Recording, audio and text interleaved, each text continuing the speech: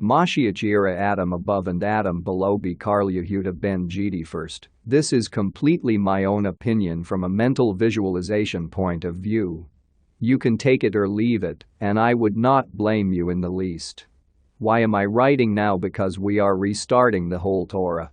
I just feel these concepts and ideas may help everyone through the times we are now living in. Think of it as a story and leave it at that. Once upon a time, Hashem decided in his divine consciousness to create the universe in his consciousness. But before this began, he created the MoShiach consciousness that exists outside of time and space. A bit like if you were able to grow another arm, just by your own will. Obviously, the MoShiach higher consciousness is not a part of the universe and has a direct connection to divine consciousness of Hashem. Then Hashem creates the universe, which becomes a kind of graphical user interface for his will.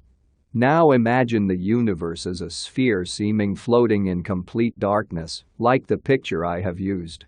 Existence is Hashem, but also non-existence is Hashem, also due to that also being a creation. So now we are going to use modern words to try to explain something incomprehensible. Imagine the higher holy temple existing and resting on the outside of the sphere universe. Inside exists the MoShiach higher self or the spirit of Hashem. But please remember, all of this exists inside Hashem anyway and exists because Hashem wills it to be this way. Now inside the universe creation is started as this occurs. A kind of door is opened from the holy temple to allow the MoShiach higher self to act as a kind of Wi-Fi transmitter into the universe. Then creation continues as in the Torah. The Spirit of the Lord hovers over the deep.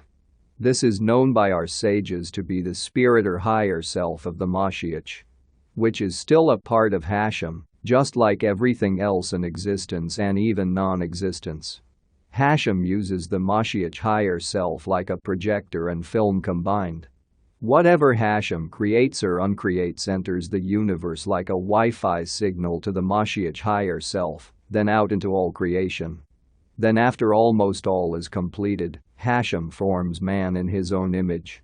Adam is that man who is Hashem's very first MoShiach, connected via his subconsciousness to his MoShiach higher self. There is a term used by the sages Adam, David and MoShiach. This describes that the MoShiach lower self moves throughout time from one man into another.